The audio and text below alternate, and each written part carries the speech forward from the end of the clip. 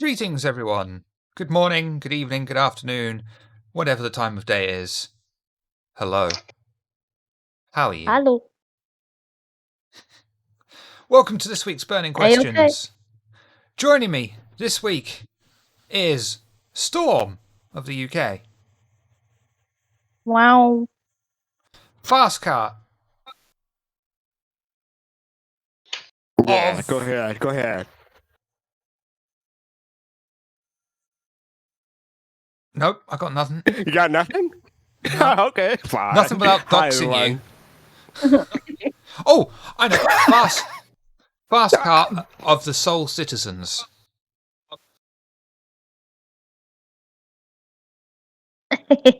Oh, you can say fast go to Boston. I don't mind. Oh, okay. Fastcart of Boston.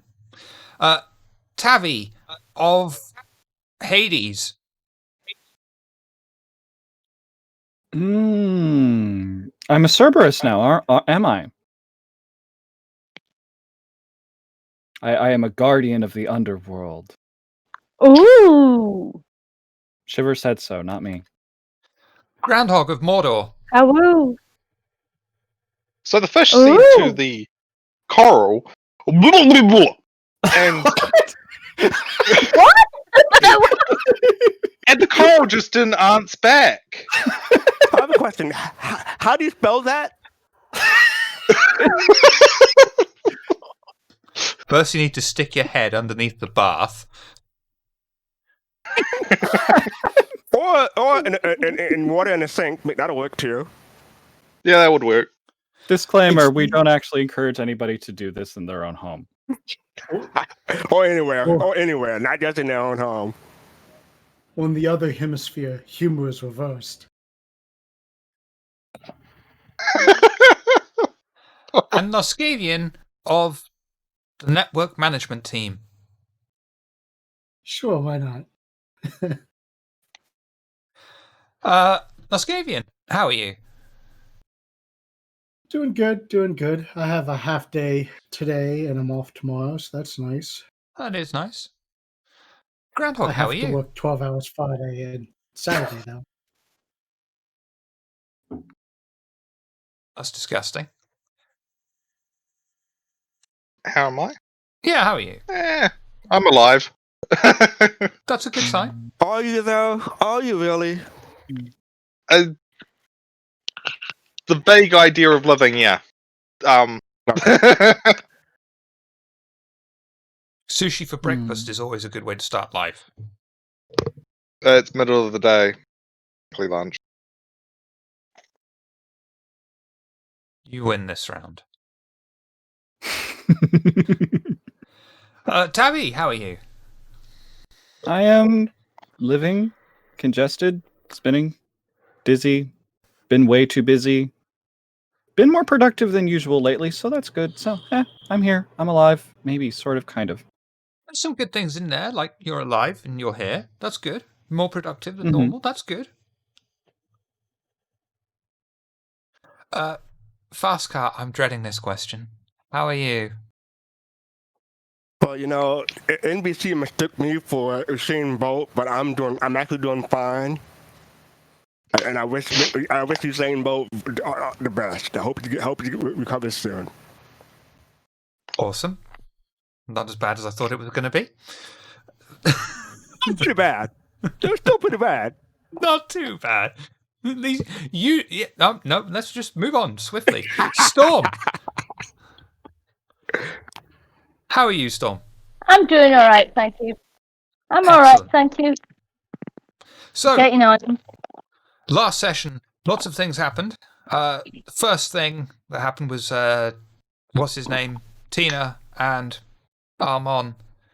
Yeah, that'll do. Xavier and Amon. Yeah, thank you. So many goddamn names, and I hate names. Managed to sneak their way into Karen's house and not wake her up, which I was very sad about. You were so sad about that. I was. Anyone got any thoughts on that? Even though none of you were here for that. Well, you weren't in the scene for that, but you were here for that. Has anyone got any thoughts? I was wondering what the story behind Amon's face being scratched out of pictures was. That's out of character for somebody who thinks that their spouse died. You've never dated a Karen before, have you?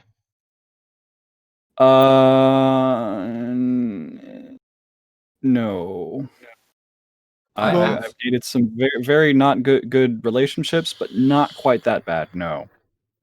If memory serves, the last time she saw them, he was like putting her to bed, and then he just like noped out. So when she woke up, he was gone, and he just never came back. And when she tried to find him, his number was like disconnected. He didn't exist anymore. Poof. Yep. Yeah, he like hardcore ghosted her. My Right. reaction to that.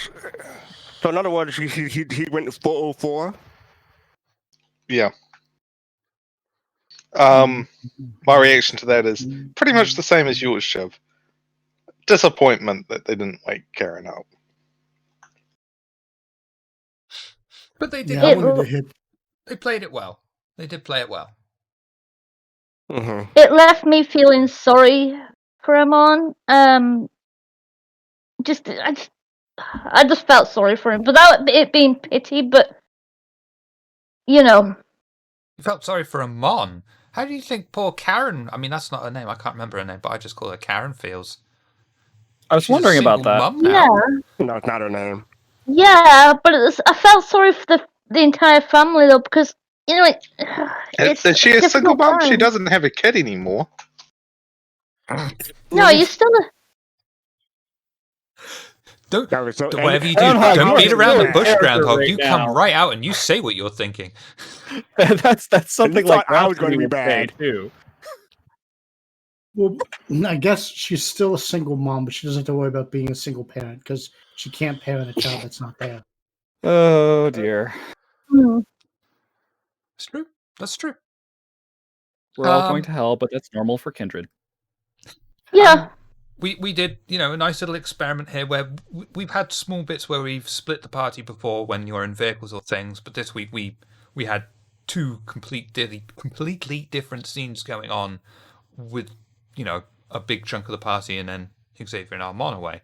So whilst they were doing that, over in the Tremere Chantry, it was decided, I don't know why, to go and talk to the Tremere that House Kana were involved in this, boiling up this whole civil war. And of course, you left out the important factor that you were the ones manipulated to help kick it off. Noskavian. Yeah. Thoughts?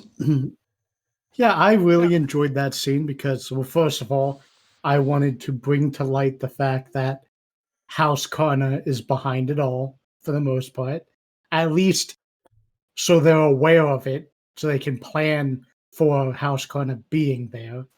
Mostly less to help them, more to stick it to House Karna for manipulating us. So I want to make it as difficult as possible for them to achieve their plans, whatever they may be, by throwing thorns or, I guess, nails at their feet or whatever you want to call it. I enjoyed the scene. I think it went pretty well once we figured out how to get inside. I'm going to leave Tavi for last the on this chain. one because she was there was an attempt to directly manipulate her. So we'll get to you last on that one. Because I think you've got a big chunk of input on that. So we'll save the best for last. Fastcart, were you watching? Yes. Do you have any thoughts on that? That particular scene, or just in general? On that particular scene. Oh, that particular scene. I mean, that particular scene, I thought it was interesting. I was liking how Miss Hart was kicking Isaac or whatever to try to distract him from revealing whatever it is that Isaac wanted to reveal, and him just being oblivious or just plain ignoring it, not getting the hint whatsoever. So I enjoyed it. I thought it was humorous and it had an intention filled at the same time. Yeah. Groundhog. Yep. Because your character quite rightly had some thoughts of, why the fuck are we doing this? What can we hope to achieve? my character had no clue why the coterie wanted to do it. It was not in our best interests, except for revenge, pretty much. And to be honest, that needs to be taken out with the Doctor. Now my character actually knows that. She's going to be very, very angry at the Doctor.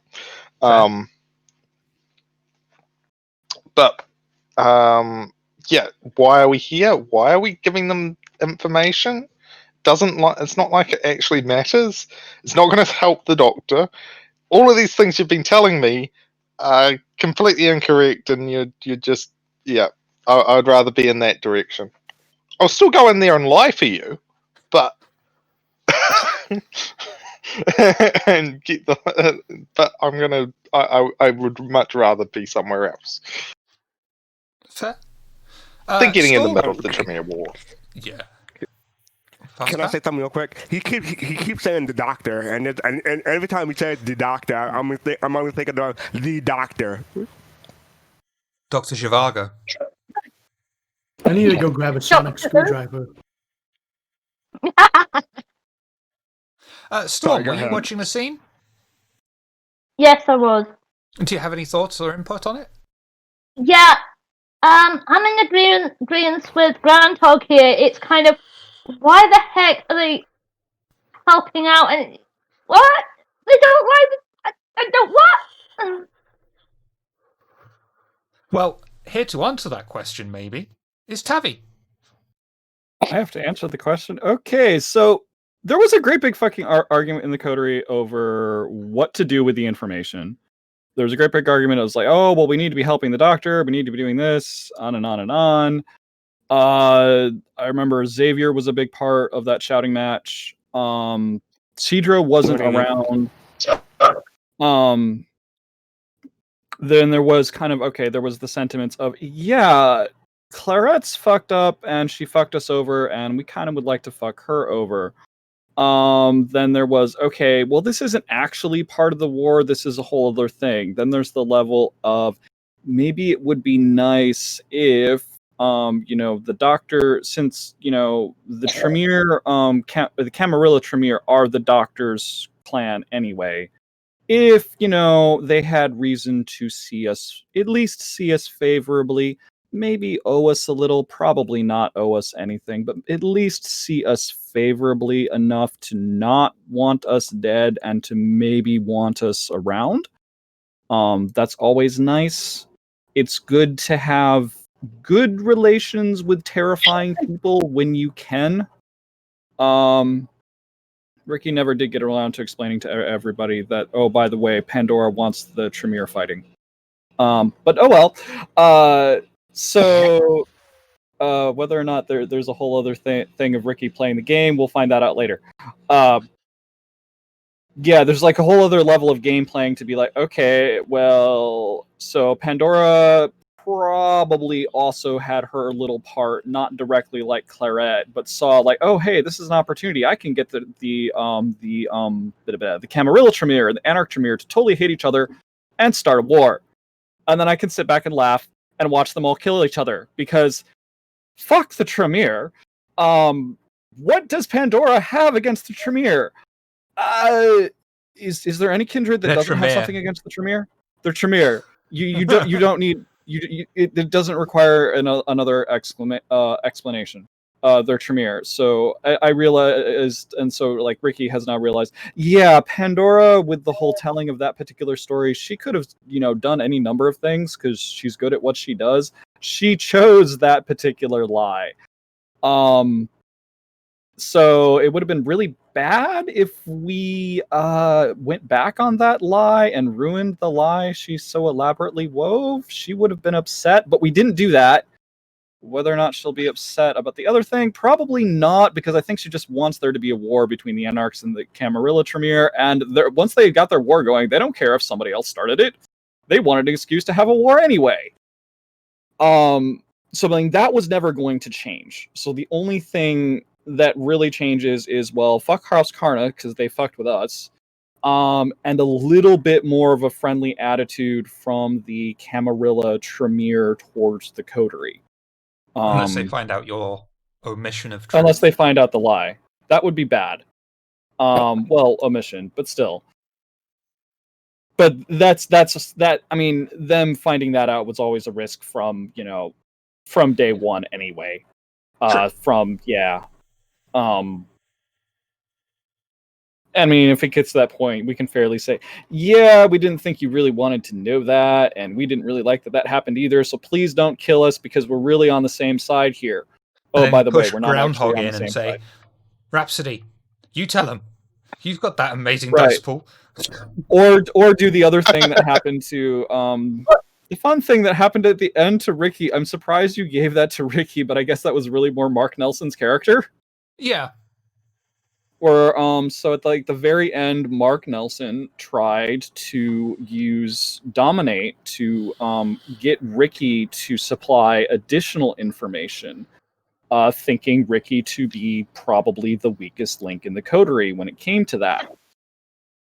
This is incorrect. Ricky is actually... go on. You've got a Banu Hakim, a Toreador, a Hakata family member, and a Gangrel walk into your office. You haven't seen the Gangrel before. Yeah. So he clean That's an forgot one of the IRP. things. Yes, he clean forgot one of the things that Gangrel are good at. Actually, not that many people may know that about the Gangrel. Come to think of it, that they're harder to. They can be that some of them can be harder to influence with Dominate and. I mean, Mark and Nelson such. isn't an old kindred. He may have never met a Gangrel before. And not realize that, hey, just because they seem rough around the edges, you might have an easier time using your mind control powers on somebody else, because that's Bingo. actually something that Ricky has a resistance to, that she didn't know she had a resistance to, and now she does. Noskavian's got that thinking face on. Oh no. Yeah, he has, hasn't he? But yeah, he tried to say, hey, it was like young madam, do you have any further information to supply? And she just looks him straight back in the eye, knowing what he's doing, and it's like, no, sir, nothing at all. Yeah. So how did you put it later, Shiver? We out-Tremered the Tremere? Yep. Oh, sorry. No, go ahead, Noskavian, please. I wonder if Mark Nelson had, seen or was aware of Ricky basically being only maybe a month or two old or a few months old, because if he was aware that she was so old or so young, obviously that's an easy target to manipulate, and doubly so, how insulted or maybe a different word would it be, like embarrassed would he feel that a neonate that's only a couple months old resisted his dominate? Fledgling. I mean, is Ricky even a neonate yet? I think she's no, you're right. She's probably still fledgling. You'd still call her a fledgling. She's still a pup. Yep. Cub. And the other interesting part with Sidra and Mind Link with Ricky telling her to not fall for the dominate. See, that could have gone very badly if the Dominate had actually worked. Oh, because he might have actually known that Dominate might have actually given him information about the mental communication. Not so much that as everything's got a price. I mean, right. You went to the curio shop. Everything is cursed. So Well, I haven't been there yet, but yeah. That's all I'm going to say. That's all I'm going to say. Everything is cursed. Well, we haven't. We at least like Ricky hasn't been to. Well, okay, that's something for next week. This coming week. Yeah. And then you went back to the Coterie domain, where you had an owl waiting and Dr. Michael Benson. Is it Michael Benson? Dr. Michael. It is Dr. Michael Michael Benson. Yeah, Dr. Bunsen Burner. the Egyptologist. Yeah. Don't do that to yourself. You're going to start referring to him as just constantly as Bunsen burner guy. Yeah. Dr. That's Bunsen. true. But then I don't have to talk to him at least.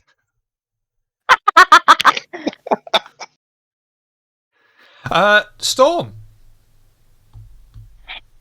Yeah, that was my favourite bit of the first half. It has to be. I mean, the owl fluttering around avoiding everybody but Ricky. That was just, yeah.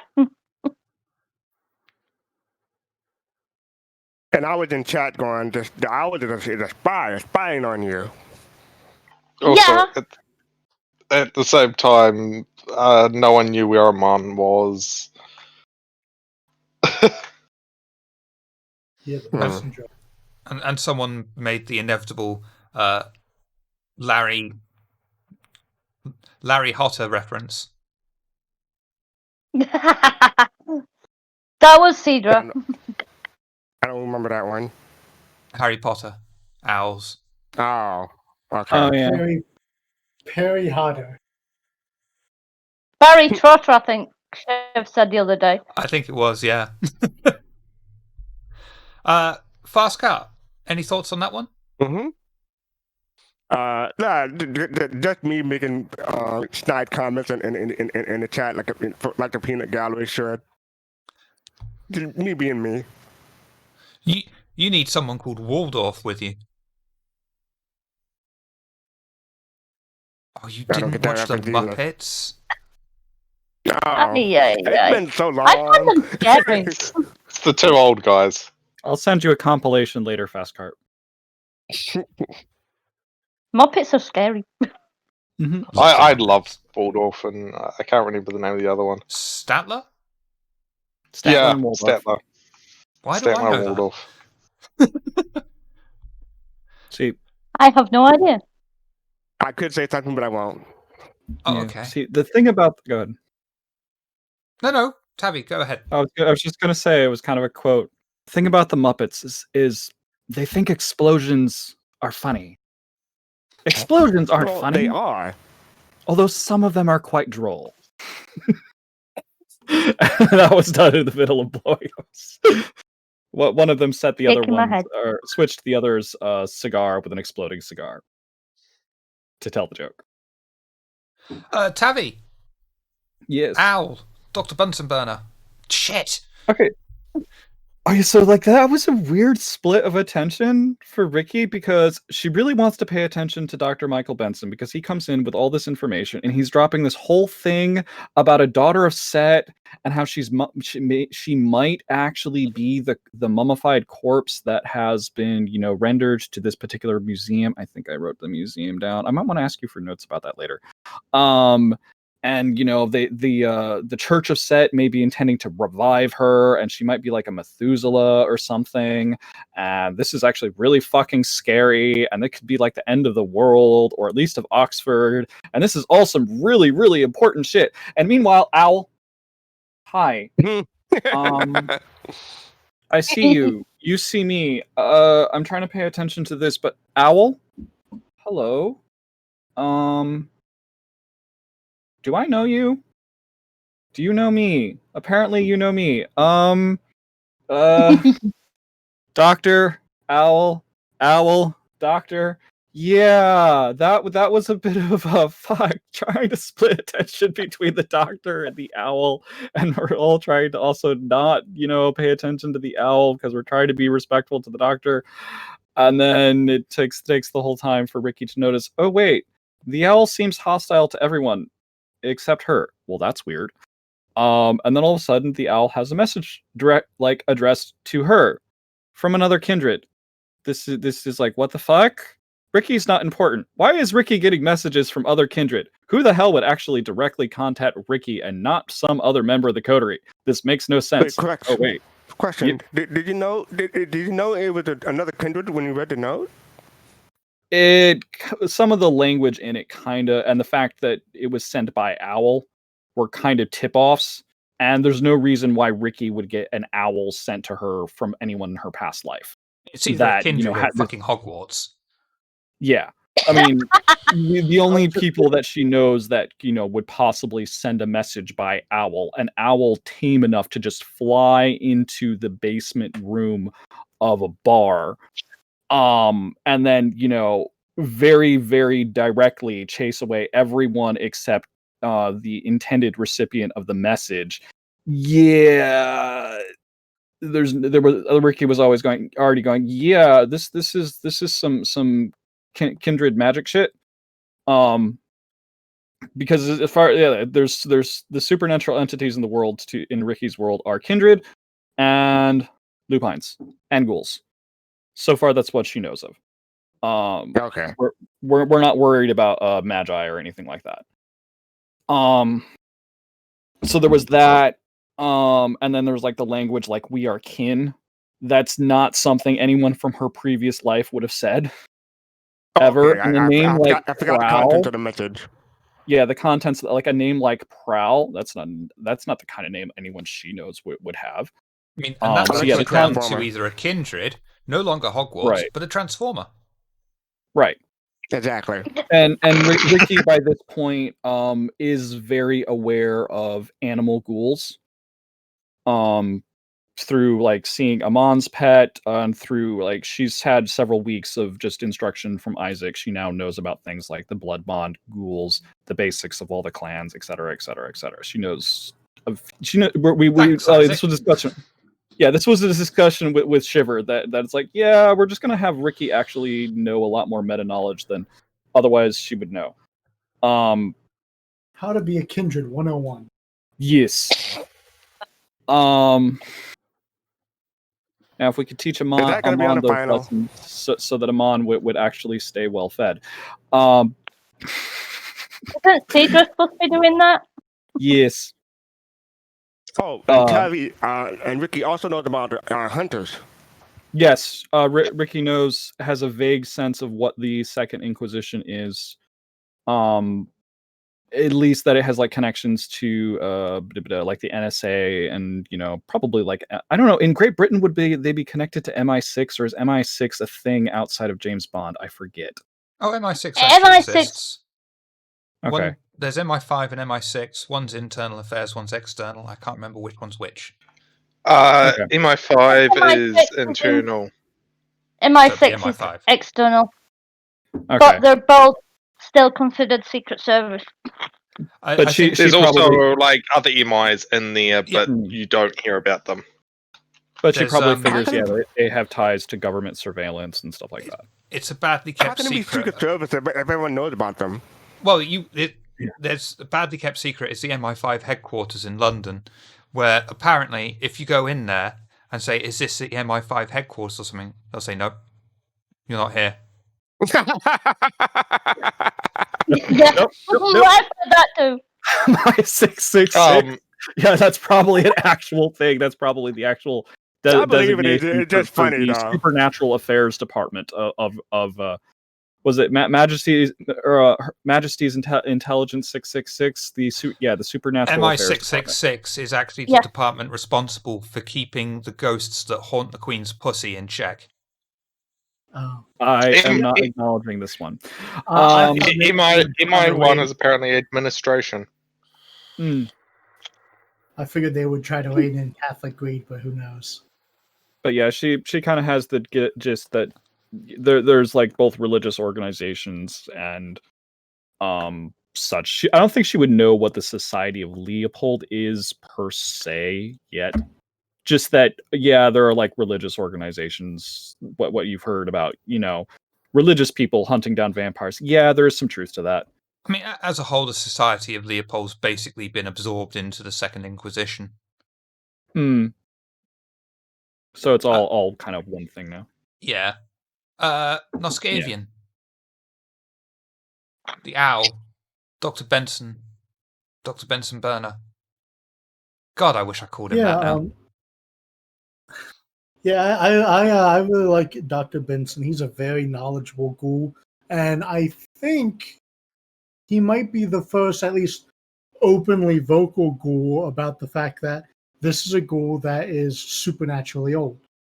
Like, because a lot of times the ghouls we see, I mean, yes, they're human, but most of them probably haven't been ghouls super long. To the point where if they were to die, or if they were to stop drinking blood, they would quickly age and die.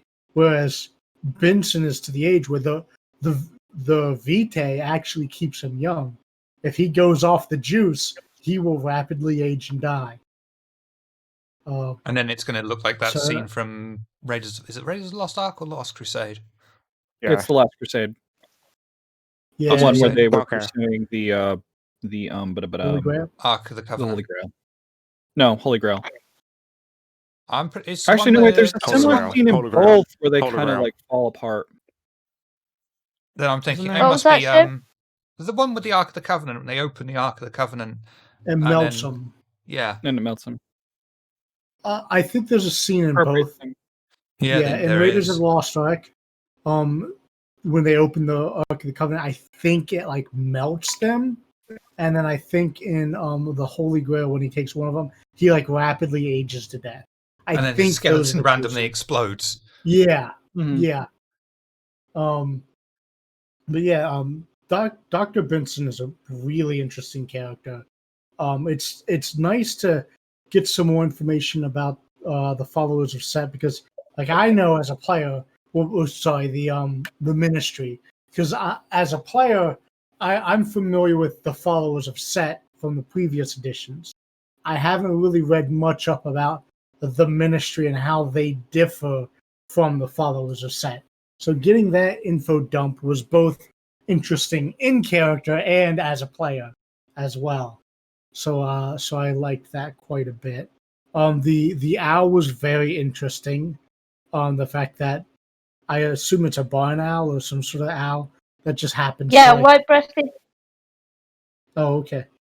That just, white-breasted British barn owl. Sorry, Oh, okay. Isaac. I was right. A barn owl. Nice. I'm surprised no one went up to the owl and just asked who. Who You twit. are you? To who? Storm, Who? Or you could have went up to the owl and asked how many licks does it take to get to the center of a Tootsie Roll Pop? One, Yeah. two. 3. Crunch. Oh, you don't get that one, Silver? No. brain. What was that, Tam? It's a candy in America. The commercial. Ah. Old commercial. Didn't you used to, I think, volunteer at an owlry? Yes, I did. And owls can be very vicious if they're protecting something.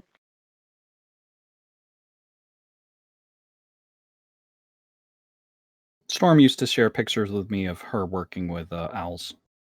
Nice. So, fun fact there.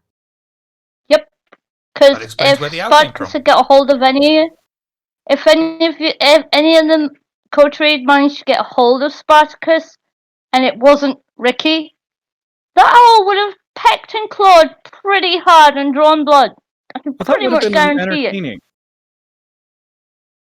Yeah, but could have ended up the owl dying and Prowl being very pissed off and taking chunks out of whoever killed the owl. But don't worry, because the owl's last words would be, "I'll be back." Oh yes. Also, Amon had already locked himself up in the soundproof room. Yeah. Amon has a think history with killing other people's pets. This is true. I mean, man, Hank maybe, Xavier Not maybe the dog again. The dog again. if Prowl was especially important to the owl, we could use Prowl as a fetter to bring the owl's spirit back, and then we could probably use a ritual to permanently bind the spirit of the owl to Prowl. Then Prowl would have a spirit owl. Yeah, Spartacus was a How many familiar. Is animal familius? yeah. How high a level ritual is that? Just one. Is it only one? Oh, I thought it really? was like two. The animal familius Yeah, thing. it's one. Yeah. No, the mind of the spirit animal thing. Oh, that's another thing. Oh, bind the spirit. I believe it is a third or fourth level ritual. I don't know if I actually have. I don't think I have that one. I might. Okay. No, I don't No, have no, any next question. rituals yet. yeah, I don't. Well, think you wouldn't I get rituals are part of either blood sorcery or necromancy. Right, okay. That's what they're talking about. Yeah, and that the ritual would actually bind a spirit. It's not really beneficial. It's treated more like the kind of negative dice you get for a haunted place or a haunted person. Basically, when you bind a spirit to a place or someone, you make them haunted, so long as whatever you bind the spirit to is there. Like you kind of have to plant the fetter on the person or place you want the spirit to be bound to, and then they will just stay there forever until the fetter's destroyed. Before we get to Groundhog, That's not worth it. Celisk asks, "What's the difference between the followers of Set and the Ministry?" I'm glad you asked, Celisk. Gather round, Celisk. Gather around, everyone. Right. This should be good. Followers of Set used to be the reference to the clan as a whole. Since V5, there has now been this split between the followers of Set, which are the religious cult side, and not necessarily always members of the Ministry. The Ministry is a reference to the clan as a whole, the people that you would know as Setites. However, they're now just the Ministry, and are Anarchs. I hate snakes. I hate snakes. The followers of Why did Set... it have to be snakes? Get that reference. So the Ministry are particularly loud as Anarchs with whatever they do, trying to further the Anarch cause or anything like that. Whereas the followers of Set are far quieter. The followers of Set also promote strength through chaos and disunity. They believe that you will get strength by just causing complete chaos and anarchy, but they also do it quietly. In that way, they are the exact antithesis. God, I don't even think I pronounced it right then. Of the cult of Mithras. They're the greatest of enemies of the arch nemesis. Because the cult of Mithras believes in justice, order, and the followers of Set do not at all. So they come to blows quite frequently.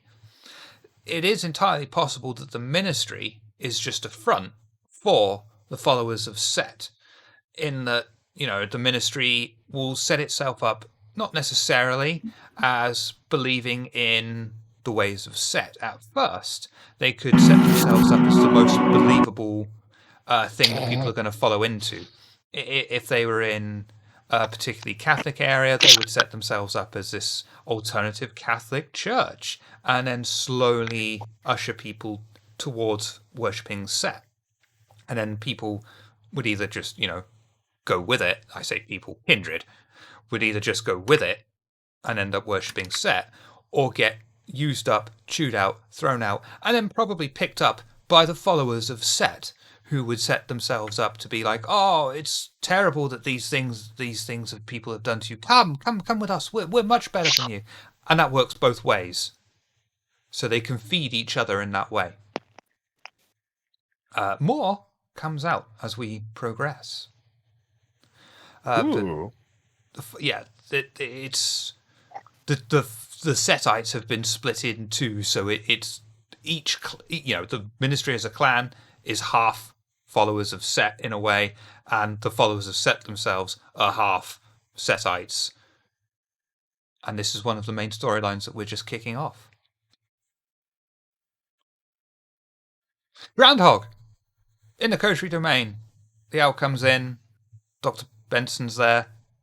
I remembered his name correctly. Any thoughts? Feelings? I wonder where Amon is. Not my thing to deal with. That's Cedra's. But Cedra's busy with Dr. Benson, and the owl's just flying around and doesn't want to deal with anyone. So I'm just not going to deal with it, and I'm just That's going to fair. sit here in the corner and fake drink something like some whiskey because you can't actually drink whiskey, and just watch the madness unfold. That's very Toreador. Oh, At least that's our Toreador, anyway. that And reminds me of then- a question. Oh, sorry. Yes, go ahead. No, just I have a question after Groundhog's done. She reminded me of something. Any more Groundhog? Nope. So do Kindred ever Kindred still have a sense of smell, right? Yep. So would they ever go out of their way to, well, they can't eat food, but do they still enjoy like the sense of food, alcohol, maybe tea and coffee? I suppose some certainly would, Okay. but you are consumed. Not along the same lines as what I asked you the other day, Shiv. Kind of. Hmm. Kind of. But a kindred wouldn't have their own scent because they're no longer producing anything that produces a scent. Just the smell of blood. And even then, it's not really their blood. And it's not really blood as we know it either. It's been, once it's in a kindred system, it's got this weird magical properties because magic. I would think that as a kindred humanity decreases, their enjoyment of sense would decrease as well. Possibly, but then it could also increase in certain other ways as well, because you could enjoy the smell of freshly drawn blood from a victim, for instance. Because that's really the driving force behind a kindred is blood. Absolutely everything is Maybe you blood. could have maybe I could see you having like a Toreador whose art form they're obsessed with is perfume. That Yeah. could be a thing. Yeah. Blood And that, smelling and that perfume. often just turns into more obsession than anything else. I mean, it's better than whale vomit. A whole Oh. line of perfume. O negative. That could be what it's called, Oh, negative. That's the one that has like Kindred the most fragrance. expensive. Kindred fragrance. Well, then the other thought Oh, yep, sorry, go on. I just also had the other thought. I bet there's kindred who go out of their way to use perfume in public settings, like when they're hunting, because, well, if you don't have any body odor at all, that can be kind of unnatural. And like, say you're hunting in a club or something, having, a pleasing scent can be part of how you attract your prey. I mean, just Absolutely. look at carnivorous flowers. Oh wait, I just compared a kindred to a Yeah, actually, that's terribly appropriate. My kindred will always smell minty fresh. I was just about to ask the same question as Tavi. So yeah, they would use deodorant and after shave. There's in V5 in Cults of the Blood Gods, there's a cult of Nosferatu called Cleopatra's, and they dress themselves up all nice and they try to. They're the stereotypical Toreador, but they're Nosferatu. I kind of want to make one now. They're the result of the Nosferatu doing one of the things the Book of Nod expressly says you should not do because it will lead to bad things, which is using the embrace as a punishment. That is what, because that's what I picked up from the lore stuff. That is what it is in V5. Still, Shiver, that the Cleopatras are like beautiful people. That the Nosferatu was like, hey, I'm gonna tear this person down a few pegs. and inflict the curse of the Nosferatu on them. I'm not sure if that's a strict rule on it, but that's certainly one of them. Mhm. Yeah. Some of them could just be absolutely messed up and like, oh God, look at me. I've got an eye for a foot. I'm beautiful. Oh dear. Yeah, the Nosferatu transformation can mess with your head. I mean, in V5, they're no longer completely inhuman-looking monsters that breach the masquerade just by existing. But I like to play it so that there's a difference. The older Nosferatu most certainly do look like the Elephant Man's bogies, but newer Nosferatu don't. So Poor old when Elephant Bach Man. claims that he looks like an elephant's anus, is he bragging about how old he is? Probably.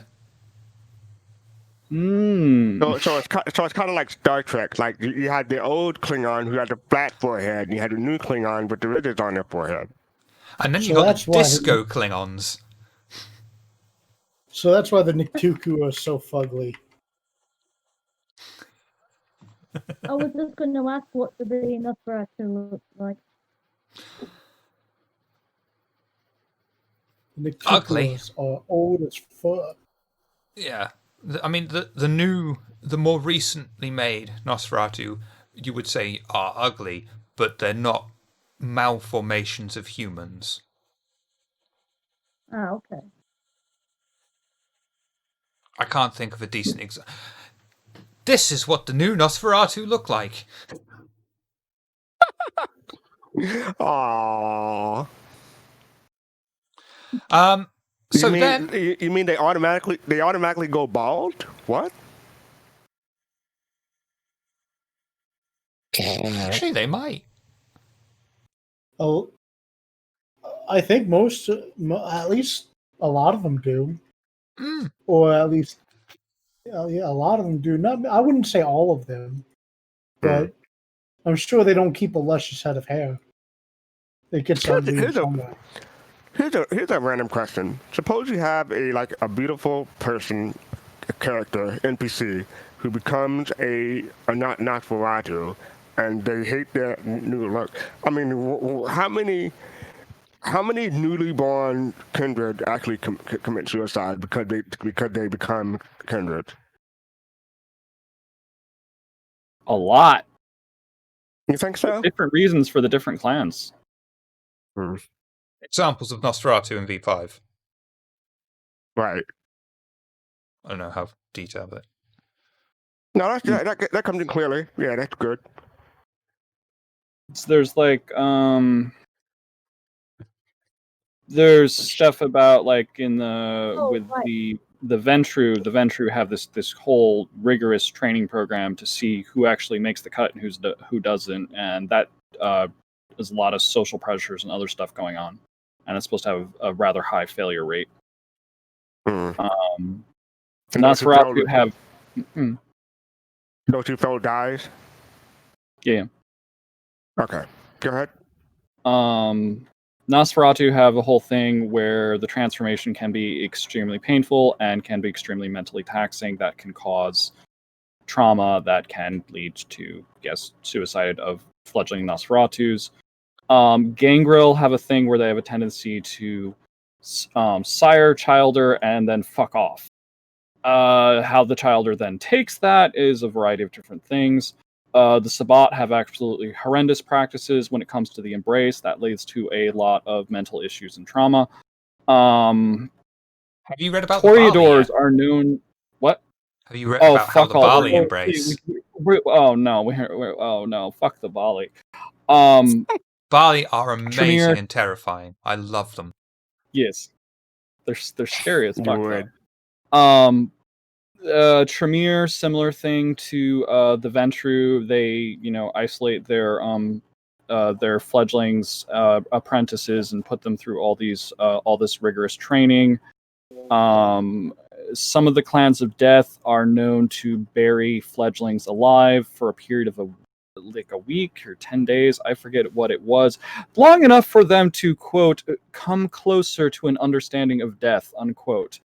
So, I mean, that can cause some issues. Toreadors are known for being possessive and controlling and manipulative as fuck of their new childer that are often treated as playthings. Banu Hakim, I don't know. Banu Hakim have very different kind of relationships between childer and sire. So I don't know if there is as much of an issue of suicide rates among Banu Hakim fledglings. They've got a very they're much. The impression I was getting from the lore stuff. Go ahead. You left out Shiver's got Lasombra. Oh fuck, Lasombra. Lasombra, I would think. Lasombra have this whole devious thing going on that, as I recall, very similar to the Ventru, and all the Lasombra, like they have this whole what is it, friends, like the Amici Noctis, which is like the secret court which is made to resolve disputes between the Lasombra, and the whole reason why it exists is because Lasombra just really fucking hate each other, and even more so, I'm like, Kindred as a rule, the jihad is a thing. They're all, looking to stab each other in the back. Lasombra are like that to other Lasombra, dialed up to 11, so they had to come up with this whole system to keep themselves from killing each other too quickly. Lasombra society is not fun. Oh fuck, sorry, I recently went over this lore.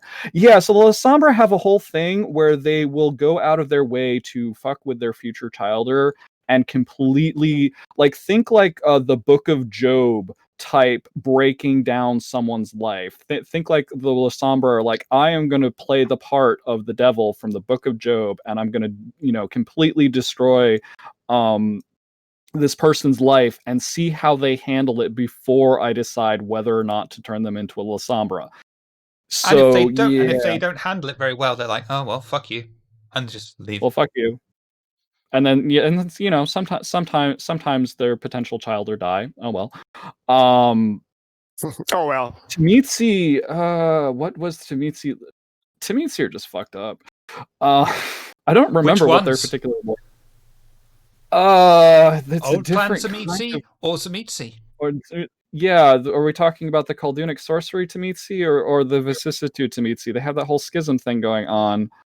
They have this whole tradition where they like supposedly there's like this story of maybe the first like the Tamitsi antediluvian, what was like Enoch trying to figure out how to purge himself of all of his vampiric impurities and purge himself of everything about the vampiric curse that was horrible and evil, and vomited it up, and that became the Tamitsi antediluvian, or he vomited up onto this child that eventually became the Tamitsi antediluvian. It's a weird, fucked up story. Okay, the details are really vague, and they might not be true anyway. So what you're telling me is that the Kindred are in the desperate need of a suicide hotline for Kindred. Yes. Ricky actually has voiced this a couple of times that hey, don't you all have kindred therapy or something, because we all seem to fucking need it. She's actually like early on had said that do you all have kindred therapy services or something?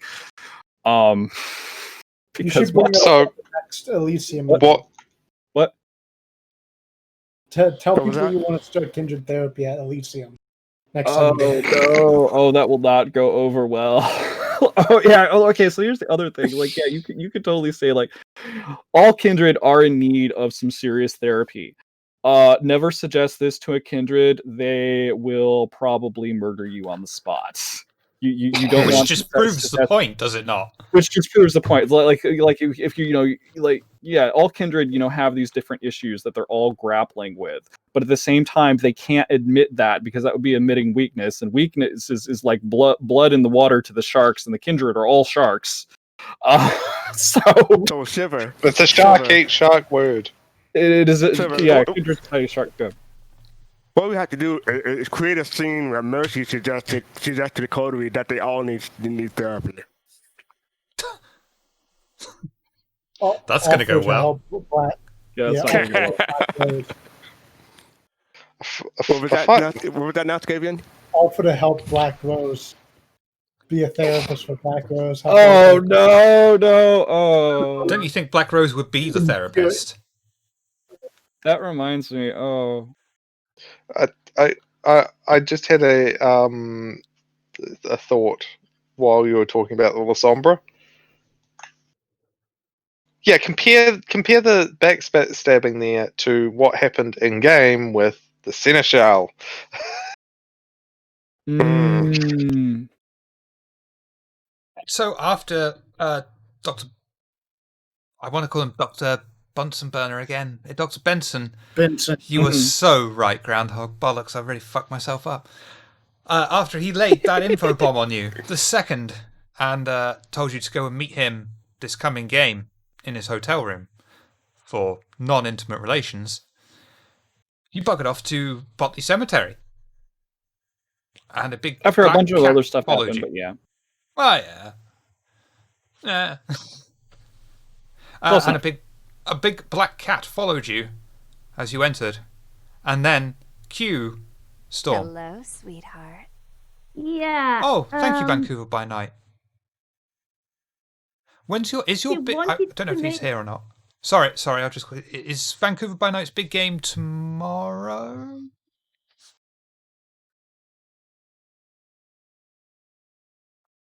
Well, Storm, you tell us your thoughts. I'll get the dates.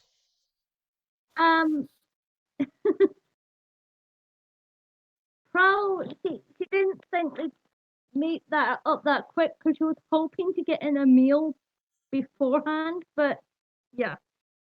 Coterie showed up and she never really got her meal. That's why she kind of was a bit grouchy. So it was like, I'm hungry.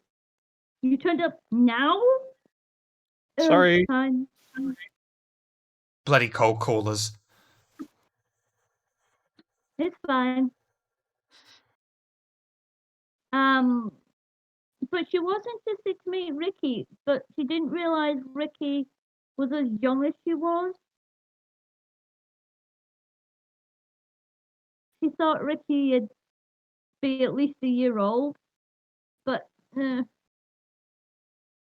she was a pup, but it was kind of, oh, well, this young one's done a lot. Right. How'd she get the impression that Ricky was a year old? No, the point being she expected Ricky to be older Hmm. because she'd heard a lot about the coterie Mhm. and Ricky. So she didn't say. I think we're losing you a bit, Storm. Oh, hold on a moment. There you go. That's better. That's better. Yeah, she thought Ricky was older than she actually was. Yeah, so she was kind of a bit. Right, okay, she's only a pup. Yeah. Bit of head Oops. scratching going on. How long? Yeah. When was Ricky's first appearance? A couple of A months month and a ago. half or 2 months? Or just a month? I think it's just a No, month. goddamn. maybe It a month and a bit. was after. It was 13th of July, I think, or maybe it was a Someone's little okay. bit the week after that. I can't remember. A month and a bit. Hmm. But I mean, Okay. the way Pearl figured it is, she didn't realize she was that young because she thought, well, maybe she's just kept below the radar, as it were. Hmm. Yeah, she was curious, but she wasn't at that point sure of the coterie, and I'm not sure if she became more sure by the end of the night, but I don't really know. I think by the end of the night she had bigger worries. Yeah, Yeah. yeah, exactly. Just for reference, Vancouver by Night's big game is Thursday, 6 p.m. PDT, 9 p.m. EDT, over on twitch.tv/Vancouver by Night. Really big names for No Kid. It's a charity game for No Kid Hungry. Words are hard, and it is the Sabat game No Kindred Hungry. So tune in for that. Show some support. Absolutely big names like Shane from Vancouver by Night fame and more. Ellie Collins of Atlanta by Night, and just more. Hi, Takako. Hi, Takako. Hey. Fastcart. I'll go around that way. Mm-hmm. What did you think of the sudden guest appearance? It's not a transformer? I was expecting a transformer. How could it not be a transformer? It's named Prowl. It has to be a transformer. What happened? I want to know who had the office pool of who would make a transformer reference the quickest, and who bet me.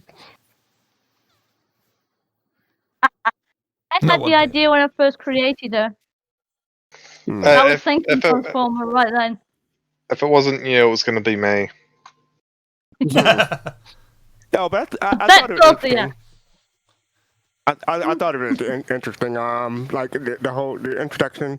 Yeah, and I got the impression, yeah, distinctly that Ricky was not what Paul was expecting, and Cedar came over to try to help or introduce herself to Prowl. Was Prowl how long was Prowl a cat, and when did Prowl transform into a human, if there ever was a transformation? There was. She can transform at will, though. Okay.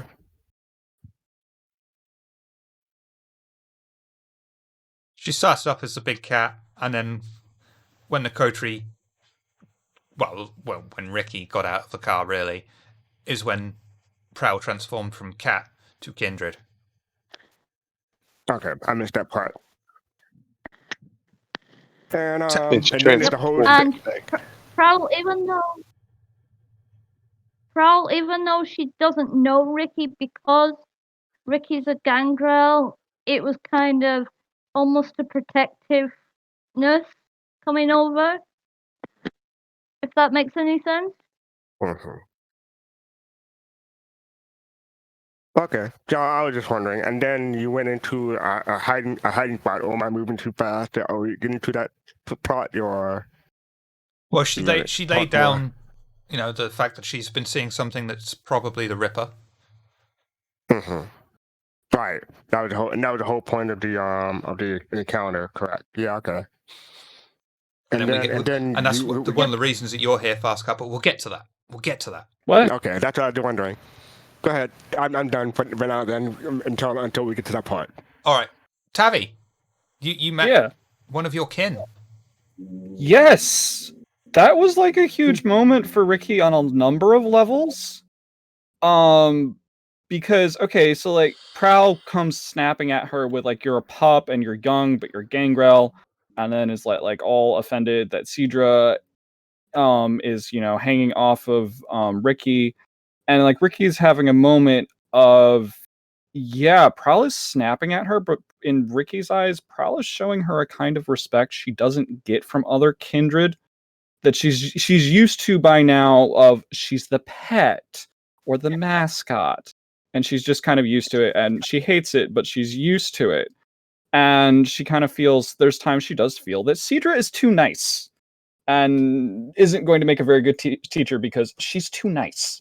Isaac makes an okay teacher, but can teach her about book learning stuff. Rhapsody can't teach about too many things. Amon can't even seem to keep himself fed, and that actually deeply bothers Ricky, the idea that there are kindred who don't know enough to, make sure they stay fed. That ties more into Ricky's kind of sort of vague backstory. She hates going hungry. No kindred hungry. Vancouver by no night. kindred tomorrow. hungry. Just vague. No, Ricky has been on the streets. She's gone hungry before she was turned into a kindred, and then after being turned into a kindred, the first thing she was told is, if you let yourself go hungry, you'll turn into a white. So she has like a compound fear of and hatred of going hungry and feeling hungry. And she can't comprehend how there's any kindred that would not go out of their way to make sure that they didn't go hungry. And also it's like, oh, wait a minute, here's another gangrel, and not a gangrel like Thorn that is just, all stoic and silent and, has a big sword, but a gangrel who's actually talking to her and actually reached out to her. That, hey, wait a minute, this is somebody I should actually listen to and might actually treat me with some of the respect that Ricky can't find. And like, she's learned to enjoy trying to relax in Elysium, but she, let herself get used to being treated as, this feral savage, or however they refer to her, all these horrible things. She's just used to it. And then it's like, wait a minute, Prowl probably, fucking gets that. And also Prowl is making it very clear from the offset, hey, you young pup, there's a shit ton of things you need to learn. And Prowl probably knows those things a lot better than Ricky does. And Prowl takes things very, very seriously. And yeah, oh, holy shit. Wait, there's somebody I might actually, learn some things from that I can't learn before. And all of a sudden, Prowl is, this also, like, there's with Ricky, and then here let's introduce this other character who is a very confident, very strong woman with a rifle on her back. Well, and a song in her heart. What? And a song in her heart. I'm like, well, that's a chronic face. I'm like, well, that's very pleasant. Ricky does swing every which way, and just, is also just very glad to see, strong, confident women around. So that helped. And then there's the whole, okay, well, there's the Ripper. Oh, wait a minute. We really fucking want to find the Ripper. Let's go see the Ripper. Okay. And everybody else is scared. And Ricky's like, well, isn't this what we're supposed to be doing anyway? As opposed to the other shit we were doing earlier in the night that maybe we shouldn't be doing, but Ricky was kind of in favor of doing anyway because Ricky's got her own thing going on. And then shit hit the fan. Yeah, For Ricky. But we'll get to that. I felt sorry for Ricky. Oh, sorry. Sorry, Storm. No, I'm just saying I felt sorry for Ricky. Knowing what's going on. Did you lean back from the mic again, Storm? Yes, I did. Yep. You need to be about that close. I'll stay at this distance then. What were you saying before?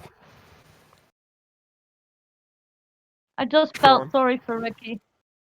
Ah. Or will be feeling sorry for Ricky.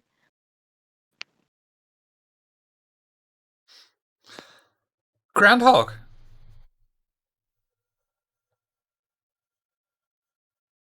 Any thoughts on that one? No, sadly not. Okay, that's fair. It was one of those things. Well, I mean, nothing beyond what has already been said. Okay. I mean, it was one of those things that, Rhapsody's just like, oh, the gangrel's found another gangrel. Hurrah! Yeah, partially that, partially also, I just remembered the only other thing that I was going to add was Nitro was really disappointed that Prowl was not a Transformer. Oh, yeah. I'm not the only one, thank you. Oscavian. Yes. What was the Clan of Death's point of view?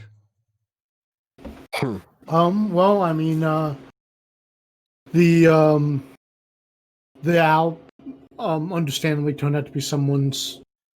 They were using animalism to, have a familiar animal they controlled in some way, and it led us back to, I guess, a carrier owl, owl messenger, and it led us back to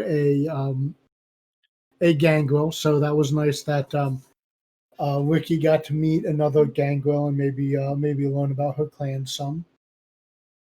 And then we ended up going into the park. We heard some werewolves, and then this beast, this creature, this Ripper thing shows up, clearly well out of our league. We try to leave, but we're like, well, maybe we should just stay. It's like, are you kidding me? And then we subsequently almost all die. And speaking Okay. of which, the appearance of lupines is why we have the legend, the man, the myth. That's all I got. Fastcart. Our token lupine. You can't say that on stream. That's just between us. Only your name in the server. Yep. Speaking of which, Yep. people should join the Discord. Yeah. So yeah, Remind me to talk about the expansion of the Discord at the end, in fact. So, Fastcart, as you are, possibly with the exception of Noscavian, I don't know, the most experienced, certainly with lupines, please, tell us your thoughts. I was surprised. The first thought, well, okay, getting to that point was you had the Coda were hiding in the bushes or some covered area, and then Paul disappears, and you know. I posted a link to a gift that says to a badger or something saying nope, and fleeing away, and that was basically what the Coterie decided to do too, and I don't blame them one bit after what happened. And then he had and then there was a point where he asked Ricky or Tavi where her character was, and she said they're by the car, and Silver just got so disappointed. Yep. He was so disappointed. And at that point, I was like, "Are you trying to get them to go back into the forest or the woods for some reason?" And then they decided to go. And then, yes, the crap hit the fans, and yeah, that was interesting. And my first question was, are these full-grown, are these going to cause aggravated damage when they hit? And Shiva said yes. They're like, oh crap, and there's two of them? Because I was expecting, like, after the first one, with their barely handled, Noscavian's I was face thinking, says it all. And after the first one with the barely handled because it was a baby, I was expecting maybe you would upgrade to one fully grown lupine, but no, you had two, and I was like, okay. There's Yeah, like no better kill than overkill. Noscavian. yeah. I mean, one full werewolf I think would have been a sufficient challenge. Two, I was like, oh shit, this is probably a total party kill moment. Like we're gonna get TPK'd here. That's what I was thinking. I mean, Like the that original one plan. time Sorry, Go go on. No, No, please. I was please. going to continue on. Oh, Continue on. that one time, like I got slapped with 7 aggravated damage. If it wasn't for which I only have 3 dice for that reflex to activate the fortitude power, and I need 3 successes for it to activate. I got lucky, and it managed to shave off 3 aggravated damage, reduced to superficial, and then between the 4 aggravated damage and the 3 superficial damage, with the other damage I already took, I was I don't think I only made it out of there with 1 or 2 hit points left. I was basically on death's And door. your intestines were all over the place. Yeah. I mean, the original plan was just one lupine. You know, one lupine. They'll be able to handle that. It'll be a bit all right. No, you lot made me fucking wait, and you fucked around. I was like, no, fuck you. You're gonna have to fight 2 now. Oh, that's what happened? Yeah. Oh, wait, so you always intended, you were always planning on trying to get the party to go back. I was hoping. I mean, at the end of the day, it is your choice as a coterie what happens. I can only influence you in certain directions, and I was like, did. And you fell for it, and I was like, yes. Yes. He was so happy. That was I'm messed really up. disappointed. Shiver really did I mess mean- with us.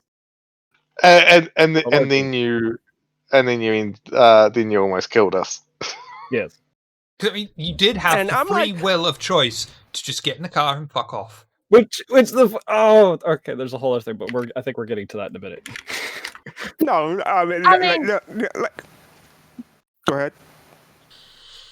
What I find amusing is the coterie actually went. What was that, Shiver? Nothing. Go on. What I find amusing was that even after Prowl had warned them that werewolves were deadly, werewolves are fast, they would kill you no matter what, they went back. It's Well, like, I thought it was touching. I'm sorry. yeah, I thought it was touching. Prowl would have thought, if she'd been aware enough, she'd have thought it was touching too, but at the same time, she would have thought, I don't want anyone to come after me because this is, no one else gets hurt. Yeah. It was a Yeah, wonderful moment I from thought it my was point of touching view. Sorry, Fastcart, go on. Fastcart, go on. No, I thought it was touching just from Ricky's standpoint that this was like her second or maybe first grand kindred that she met, and she had a First. former Oh, first that connection. you've actually conversed with. Yeah. So yeah, I can see from Mickey's standpoint why she wanted to try to rescue Prowl if it was possible, or to get clues as to where Prowl was taken. So I can see why Ricky wanted to go back, but on the other hand, I can see why the whole coterie was like nope. And So, again, Cedra is too nice. Like Cedra could have physically grabbed Ricky instead of trying to talk to Ricky, which would have been probably the more appropriate thing to do because you can't influence Ricky through talking.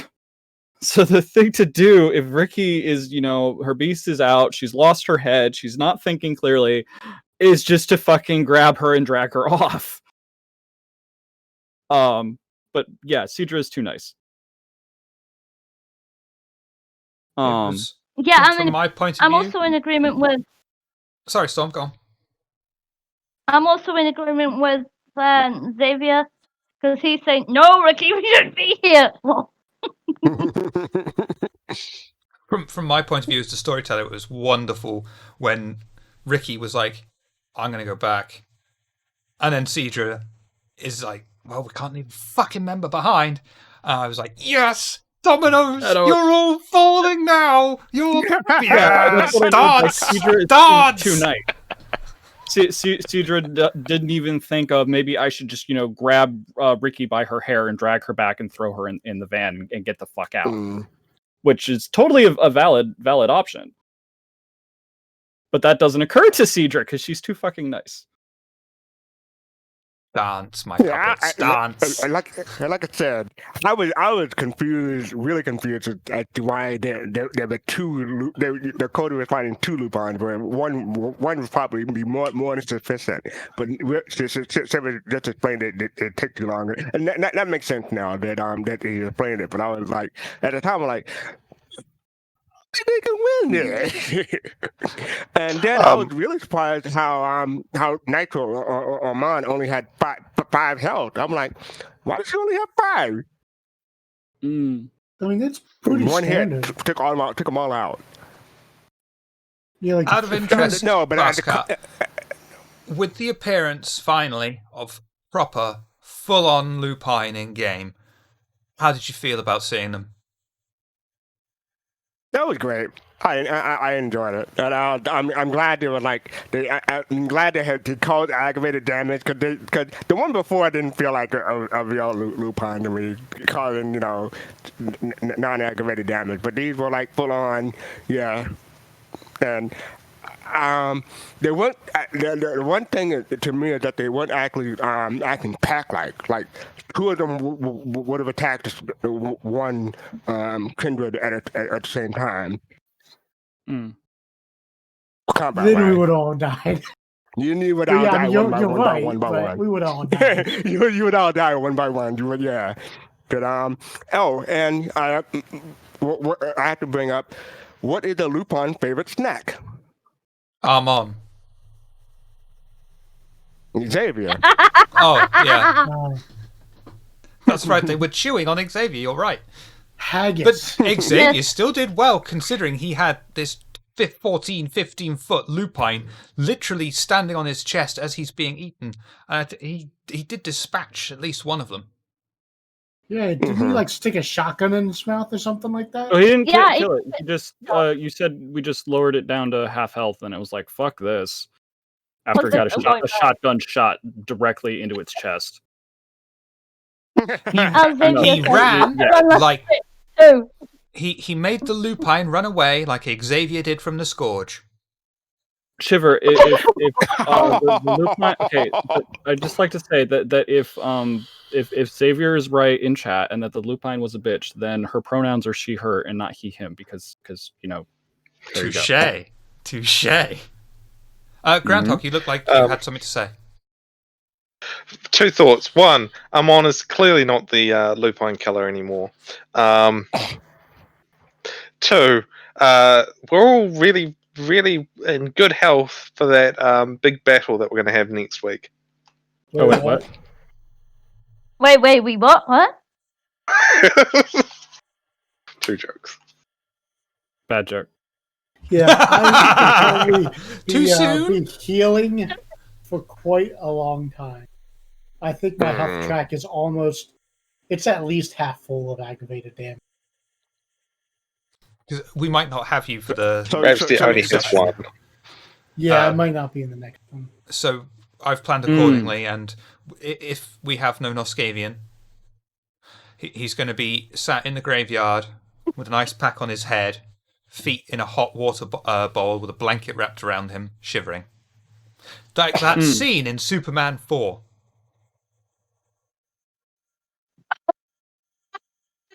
I don't recall. I'm sorry, I don't recall. Superman gets attacked by Sun Dude and gets clawed, and then it's like he's suddenly got the flu or something. Oh, that one. Okay, I got it now. Thank you. Storm. No, but Oh, sorry, Fastcart. Go on. no, go ahead. No, please. Oh, I was just thinking that the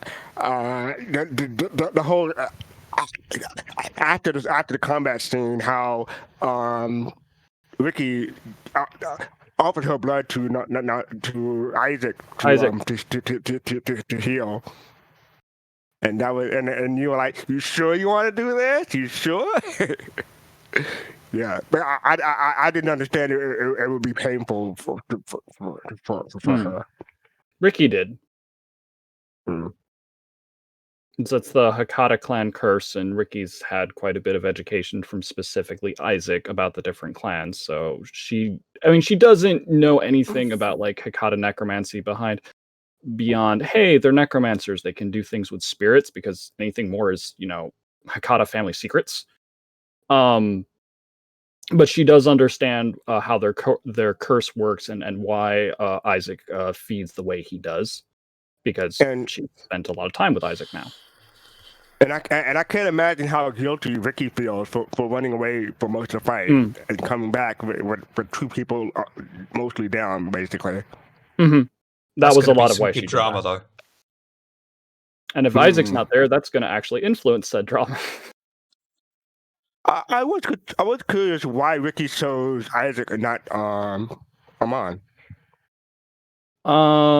There was a whole description of Isaac being in the back seat with her, with his intestines hanging out. Okay, and Amon was in the front seat, I guess. Okay, okay, so that makes sense. That's fine. Amon was driving. Yep. Also, there's. I thought Xavier was driving on the way back. Yeah, I didn't think Amon was in Why the would position he to be drive. driving? Because Armand Xavier said was something really badly hurt. Okay, so he was driving illegally then. Okay. Yeah, this is normal. wait, I thought it was. Yeah, Xavier I was thought driving. it was Cedra that was driving. No. Oh, Wait, can Xavier sorry, said he was Xavier. driving. Does Cedra even know how to drive a car? I'd That's rather what I thought. Yeah, Amon it was would on be one pretty health. scary to see like Amon driving after being mauled by a werewolf. It's like, guys, I need to regrow my my hand or my arm, but I've got this. Don't worry. I can use one foot. I can reach the brake with my other foot that's intact. Don't worry about it, It's like guys. I that got scene in this. Mr. Bean where he buys the massive chair and he can't get in the car, so he sets it all up with these pulley system. Oh, I remember what I wanted to say. I'm surprised that Amon only had 5 health because I'm used to lupines having buttloads of health from the W20 and before. So that's why I was surprised that he only had 5 health. But it's normal now. That's my misunderstanding. Lupines are no joke. Absolutely no joke. Mm-hmm. Storm. Yep. Prowl was sadly dragged away. But what did you think Yeah. of the rest of the scene? I actually, I knew it was going to happen, but it happened a lot quicker than I thought. So I was like, wait, what? Yeah, the rest of the scene was interesting. I was touched how Ricky wanted to go back. And I can understand Ricky wanting to go back, but I can understand the rest of the coterie wanting to just, book out of there. Leg it. Mm. It was good. Yeah. This leaves me with a question. Who or what is the Ripper? Good question. You and your schemes, Shiv. You and your schemes. I have a suspicion that maybe Prowl is the Ripper because no one saw the Ripper when Prowl suddenly disappeared. I can What? pretty much guarantee Prowl isn't the Ripper. We saw Prowl physically grabbed by the giant creature. Yeah. Okay, you did see that. Okay. Yeah. Yes. Prowl and the giant creature were very clearly two separate entities. I think I mean, the we Ripper know- is the person who's been murdering all these other people around the city. Ooh, I think you're right, Shiv. So clever, Shiv. Brilliant. Brilliant. I have too many thoughts about the Ripper at this point. It's not fair. We know what the Ripper isn't. We know the Ripper isn't a gargoyle. No. We know the Ripper is some sort of vampire or kindred or something because Dr. Do Bodhi we? tasted the blood. Well, Okay. based on when he tasted the blood, I've always thought maybe the Ripper is some sort of flesh crafted creature or monster or something, just like how like the gargoyles are kind of made by flesh crafting kindred and with blood sorcery and vicissitude. Maybe the Sesmisi or something else flesh crafted a vampire or something into a big like horror or monster or something. I mean, I know for a while we had the red herring of it being a werewolf, but I think that tonight we saw that whatever it was dwarfed the werewolves. Like it's way bigger than a werewolf. Wait, I have a question. How do we know it's not a gargoyle? Because I thought gargoyles were pretty big. They're not that big. Ah, okay. They're not that big, and gargoyles are kind of noticeably, quote, creatures of stone, unquote. They look a lot like traditional gargoyles on churches and things. Right, okay. Many of them have wings. Most of them, I don't think all of them, but most of them are intelligent enough to speak. None of them that I know about metagame knowledge would be large enough to encompass Prowl's entire head in one hand. Their hands would be big, but not that big compared to, large human-sized hands. Yeah. I think a werewolf in wolf form could probably do that. But I mean, I What? understand this creature was bigger than that, though. Well, yeah, we ran into 2 werewolves immediately after we ran into this creature who were full-grown werewolves, and clearly the 2 werewolves were a bit smaller than this creature, which was something like, I believe Prowl described, 15 feet tall with 9-inch claws. Bigger. Yeah, I think 15 or 16 Bigger. feet tall. isn't a werewolf in wolf form about 10 feet? Is that what it is? 10 to 13, 10 I to think. 10 to 12. 13. 10 to 12? 10 to Okay, 12. 10 to 12. Yeah. At least So- at least in W20, yeah. But you can make it bigger if you want. But it sounds like this thing is at least 15 feet. So, like, it sounds like it's almost maybe 30 to 50% bigger than your average werewolf. Mm-hmm. Can we And I'll ask- toss in one other tidbit that Go Ricky ahead. noticed when she looked at the tracks. The tracks clearly show that the hind legs or feet, whichever they happen to be of the creature, do also clearly have claws. I remember Shiver mentioning this. So there are claws on what seems to have the manual dexterity of a hand, the way it gripped Prowl's face. And it has feet or hind legs, something of the sort, that have claws similar to those on its 4 legs, 4 paws, 4 hands, whatever it is. It's just a giant claw with more claws on it. It's Dr. Claw. Yes. Oh, God, wait a minute! Isn't that the villain from Inspector Gadget? Yes. Yes. It's Prowl Next actually time. Inspector Gadget. Next time. What was that, Fastcart? Sorry. It's Prowl actually Inspector Gadget. No. The claw Forget the finally rest, though. got Inspector Gadget. So, There's something else it could potentially be, but I know 100% that it's not. Because I don't think Shiv wants to convert them over. They're from older version, but they're called Blood Brothers, and they're kind of wonky. But just like the same way that other flesh-crafted horrors and monstrosities are made, and gargoyles are made, these are flesh-crafted, and essentially what you take is you take like a number of individuals, like between 5 and 10, and you kind of do almost like a single embrace / blood sorcery thing and turn them into basically they're the same entity and they're like gestalt. So think that these like 5 to 10 people, however many it is, imagine they were different people. After the blood sorcery and the flesh crafting, they become the same person, and then they share a hive mind amongst themselves. They can divide damage amongst themselves, like they have this weird like connection, and then they can combine their bodies together and form like a huge horror, like monstrosity thing that is like they're combined. And its name is Devastator. Mhm. and it has 2 swinging wrecking balls swinging down. It could. That's a Michael Bay reference. Michael Bay reference. No, it's,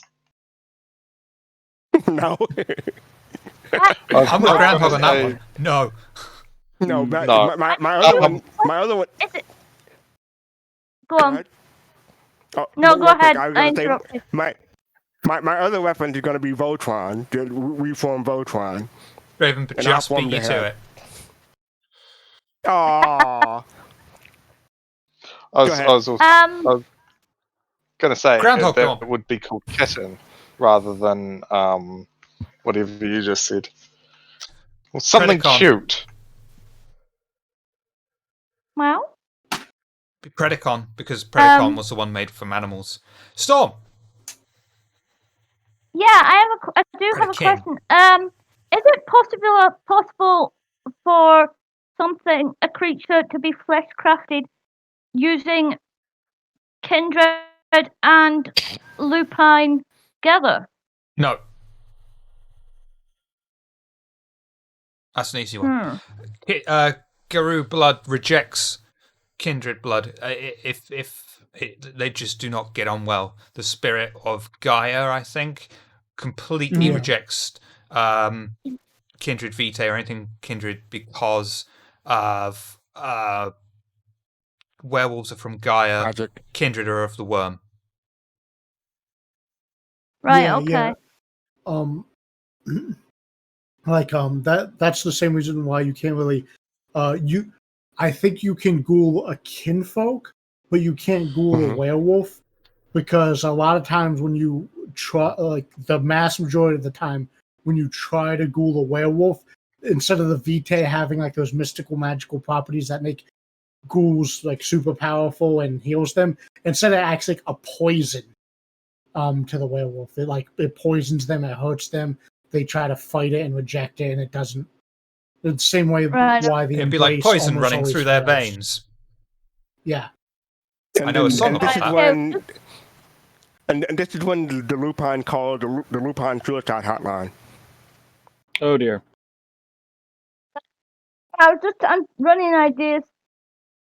Ideas are running through my head about what the Ripper is. The only thing I could think of that might make something like that more possible is when you were talking about the like servants of the worm, like maybe the black spiral dancers or werewolves that are already tainted by the worm, maybe. But yeah. Okay. Has anyone I else can got? never play one of those characters. Has anyone got any thoughts or feelings they want to add about your Ripper encounter and the werewolf encounter? I'm not sure if it's fair for me to say how many thoughts I've put together at this point. I mean, we could go straight on to any new Ripper theories. I've already said mine, It's and it didn't pan Karen. out. I could just kind of lay out a Karen. number of details that I've noticed about the Ripper. Go on. So, all right. So, important detail one that has been repeated multiple times. The Ripper insanguinates its victims. This is consistent of the sites which are confirmed to be the Ripper and not the sites that were the responsibility of the Lasombra Coronam. So the Ripper insanguinates its victims, much like a kindred does. According to the Nosferatu, the Ripper was at one point inhabiting the sewers below Oxford, at which point it was hunting Nosferatu, who are also kindred. Oh, have all of the victims been kindred at this point? No. Okay. I haven't seen all the Ripper sites. I wasn't sure if like there'd been kind victims. There have been reports of kind victims, but they are rarer. Okay, and the ones the kindred are concerned with are the kindred victims more often anyway, I would think. I mean, they're concerned with all of them because the whole thing is a masquerade breach. Yeah. The other point going forward is the Malkavian primogen Balo, through his connection to the Madness Network or whatever means he has, insisted that a particular site, which was a well-disguised little hidey hole below a storage container, which was protected by, I'm not sure if we confirmed that was a form of blood magic or some other form of ward, but an old ward, so some means of protection. And below was found a number of writings, including Ixion be exalted, I fear his voice, there was something about Mithras, there was a page of an old book that might be related to breaking blood bonds. There was a broken sun mask of the cult of Mithras. What connection this has to the Ripper, whether or not the person who left all those things was the Ripper or a victim of the Ripper, we haven't really established that. And then fast forward to the current set of events.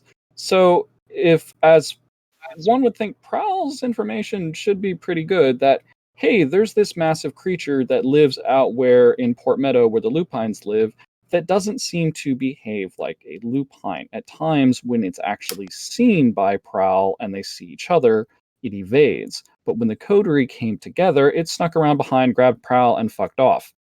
This was also maybe not very lupine-like behavior, one would think, of, sneaking in, grabbing a single kindred, seemingly as a very clear target, and then fucking off instead of just tearing into all of them, because it was fucking big enough to do that.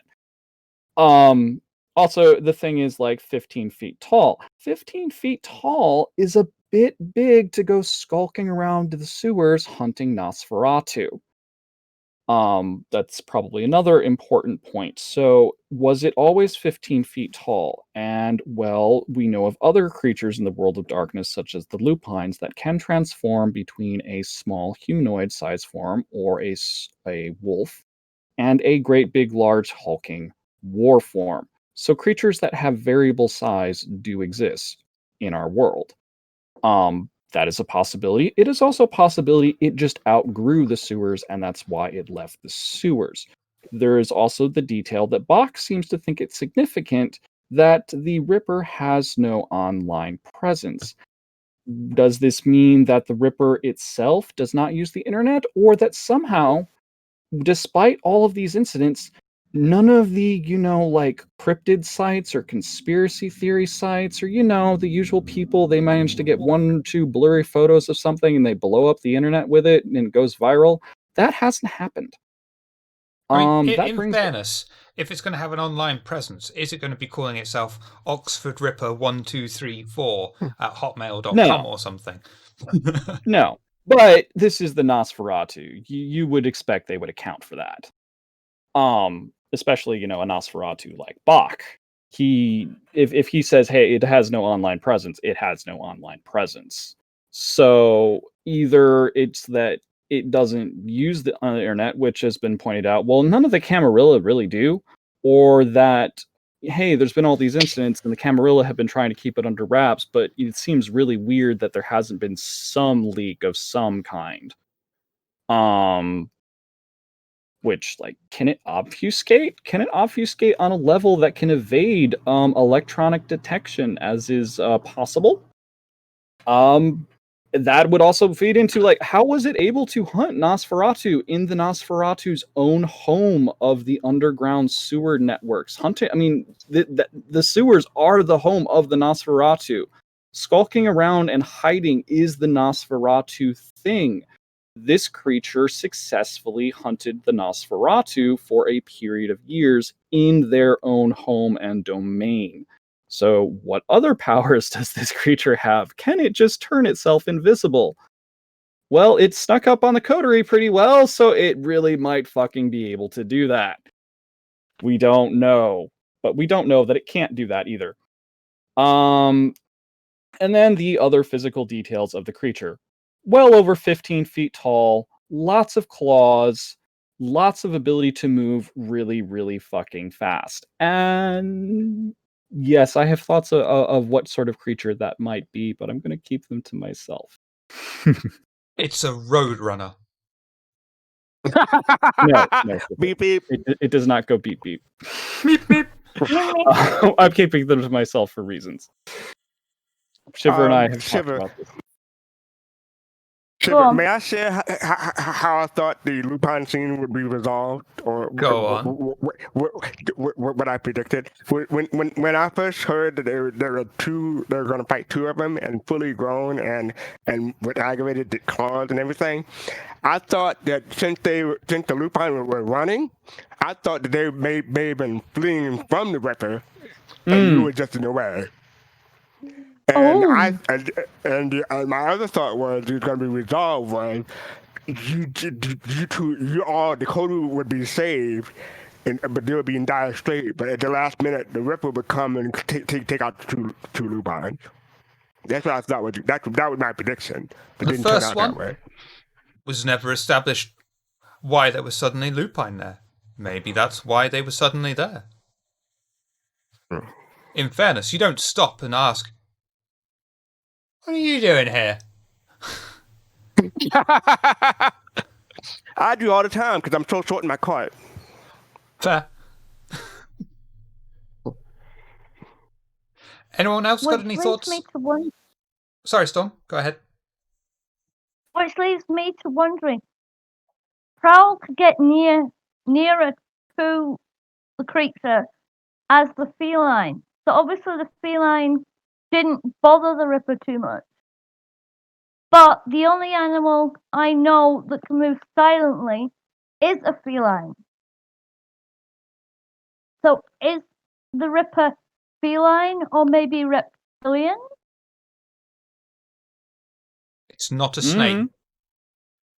No, I'm sugar thinking- hates no. snakes. I don't mean reptilian as a snake. Reptilian as maybe a crocodile or an alligator. Wait. Or a skin? There are. No, that's not gonna work. I was gonna say there are other rare beings. It could be a mokali, which is the whale lizard, or like whale alligator or whale crocodile. But they have a cleaner form that could be as big as a dinosaur. Wasn't that the name of the boy in the Jungle Book? What? Mowgli. Oh, never mind then. So it could be I was thinking it could be a different rare creature, but it has vampire blood, so that's not possible. Has anyone got any thoughts? Word hard. Anyone else got any other thoughts they wish to share about the Ripper at this current time? Yeah, I mean, I think I mostly went over all my ideas. Like, I highly doubt it would be a worm-infested whale creature because we're not playing werewolf. Like to bring over a worm-infested monster from W20 and convert it over to V5 seems like too much effort. Or like some sort of It's not like it hasn't been done before. Oh wait. Yeah, I mean, I still think, given its size, I think it has to be some sort of like flesh crafted thing. Reasonable thought. So has anyone got anything else they wish to talk about, bring up, or ask? Either here or in the chat. If there's anything anyone wants to ask in the chat, go ahead. I'm interested in the next. Go ahead. Go on, Okay, sorry. I was just gonna say I'm interested in the next session to see how the post-battle conversation is among the coterie. That's gonna be intense. Would be an understatement, I think. And what were you going to say, What were you Storm? gonna say, Stormy? Pardon? What were you going to say, Storm? I can't really think of anything right now. I know that a lot of the coterie are injured right now, so yeah, and I'm not going to spill the beans anytime soon either. Just like Tavi. Woo. I will. Well, talking of spilling the beans, this coming episode, we will be dealing, no doubt, with post-battle drama and injuries. Tavi has a plan, or will have a plan, to try and assuage their wrath, and a meeting with Dr. Benson in the Randolph Hotel. You may remember the Randolph you got Hotel. It right this time. Thank you. And you may remember the Randolph Hotel as the location that they had the masquerade ball in. So we're gonna have this humongous all-out free-for-all against the Church of Set. Maybe. Hopefully not. Or maybe we can all join. I mean, Naz is right. Planned schmans. Yeah, that's what I've got planned. It could just end up being something else. Oh yeah, is what infected? Does that have anything to do with the plague that keeps being mentioned? It's not actually Wait, what? infected, Tina, Xavier. It just looks prominent, red, sore. bulging out. Ow. It looks angry. I am not responsible for this. It looks like an Never angry itch. If Isaac critted on his necrotic plague ability, he could start his own plague. Oh no. What we'll do is to get rid of I'm the not current surprised. plague in Oxford, we'll unleash another plague that's even worse and decimate the first Oh. plague. And then to get rid of the plague that I unleashed, we get a load of gorillas in to just kill the people. And then to get rid of the gorillas, No. I believe the Simpsons did it with the pigeons killed by snakes, which then were killed by Mongoose. Mongoose. mongooses, which were then killed by gorillas, and the gorillas then freezed in the winter. Oh god, Don't really? hurt the mongooses. I like mongooses because they kill snakes. But what we can do is, to get rid of the Mongooses are mongooses, we can unleash the honey badgers. Oh my God, God. no, honey badgers, no. No. We don't don't honey badgers. I don't want them to come back. There Who would are win a in lot of snakes with better temperaments than mongoose eye and Yeah. honey badger. Who would There's win this in a whole fight group between a game. mongoose, a honey badger and a wolverine? The mongoose would know better. Wolverine. Wolverine is Canadian. Got those claws as well. It's like I remember what. Oh, so like honey badgers were cool. With the honey badgers don't care, and then there was that. Oh, fuck that one group.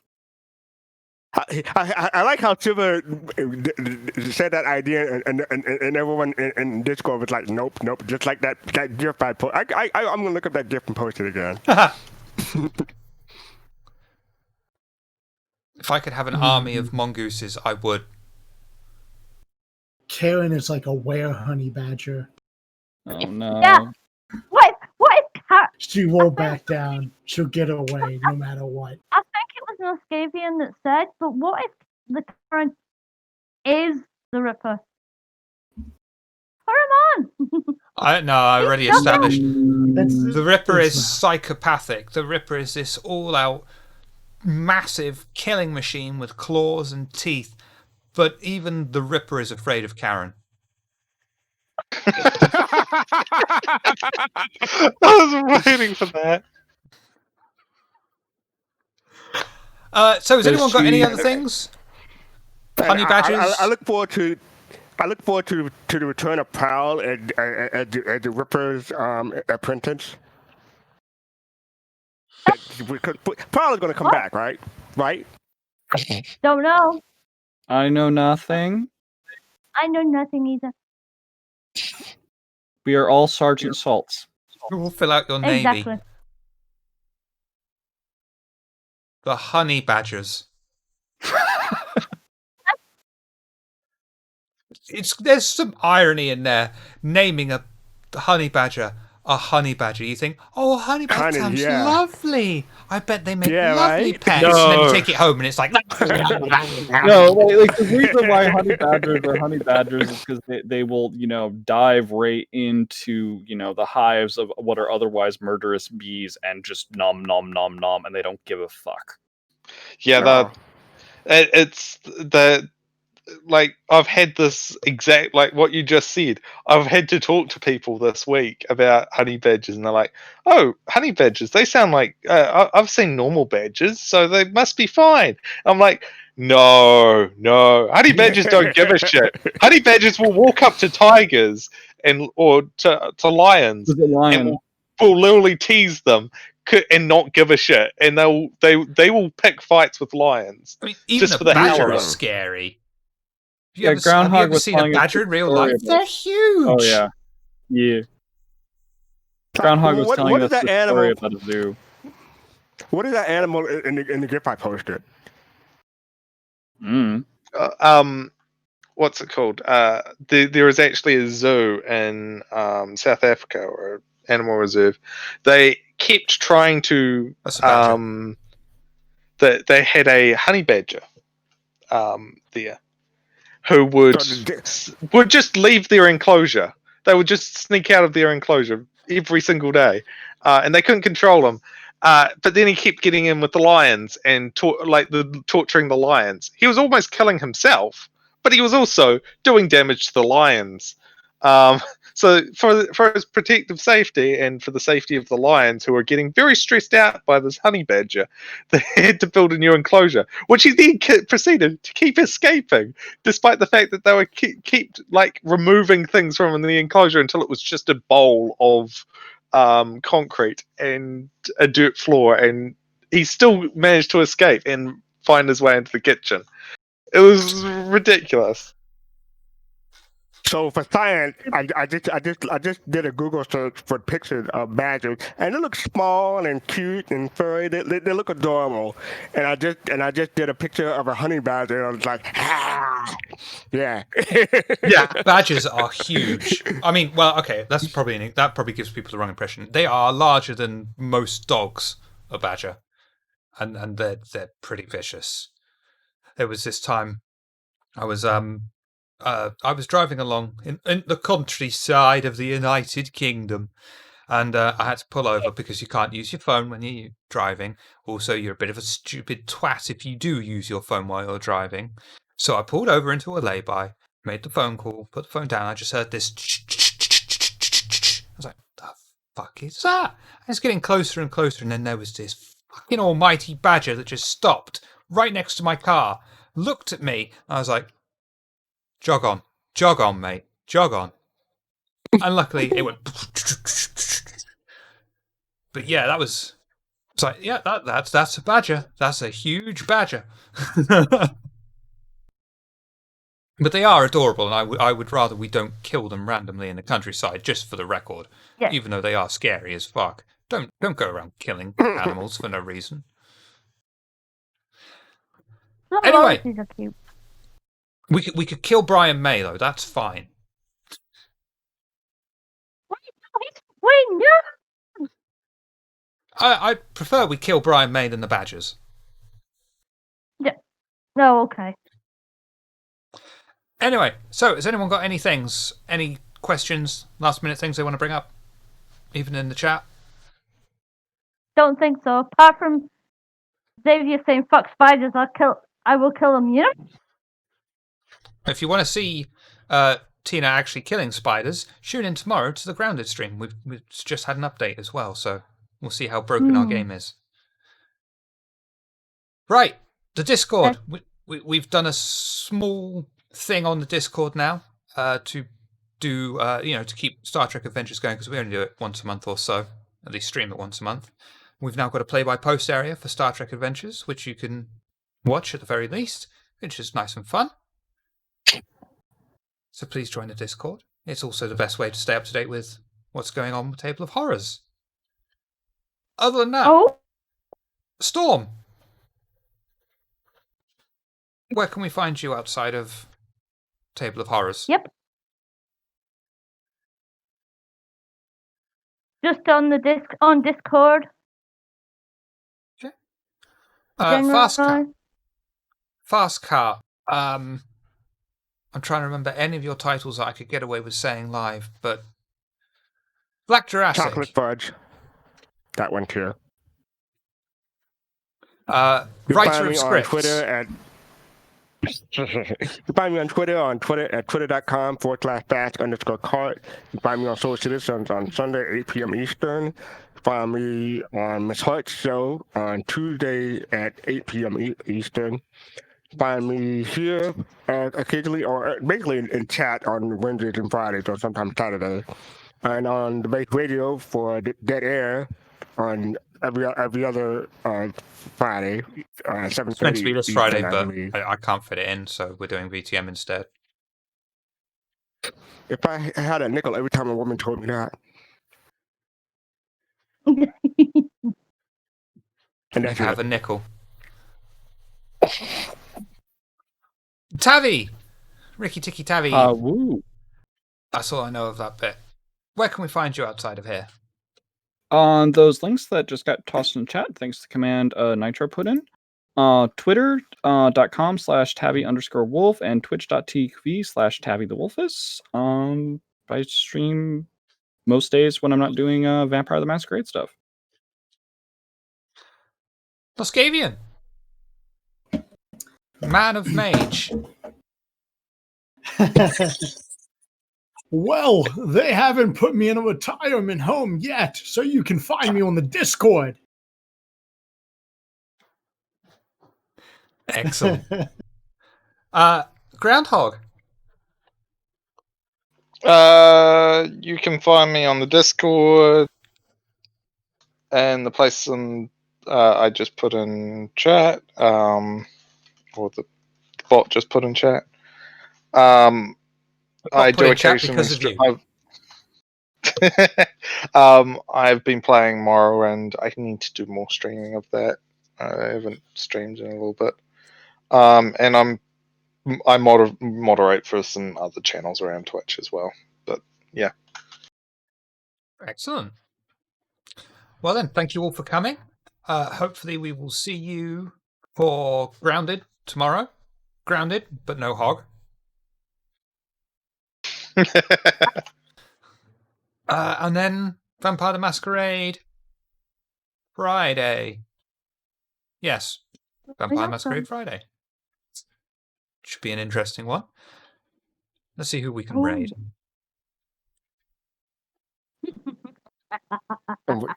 Once again, what is a Lupin favorite snack? Xavier. Exactly. I don't see anyone that we can raid. Anyone got any suggestions? Good question.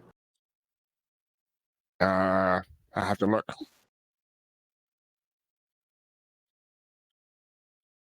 I should take a look.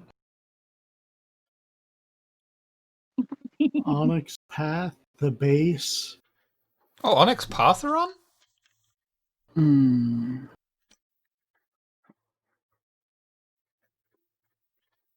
Yep, they're playing Hunter the Vigil, second We'll edition. raid the Onyx Path because we're big fans. Okay, then, everyone. Thank you for coming, and hopefully we will see you soon. Thank you, Storm, for joining us for our game as well. Not a problem.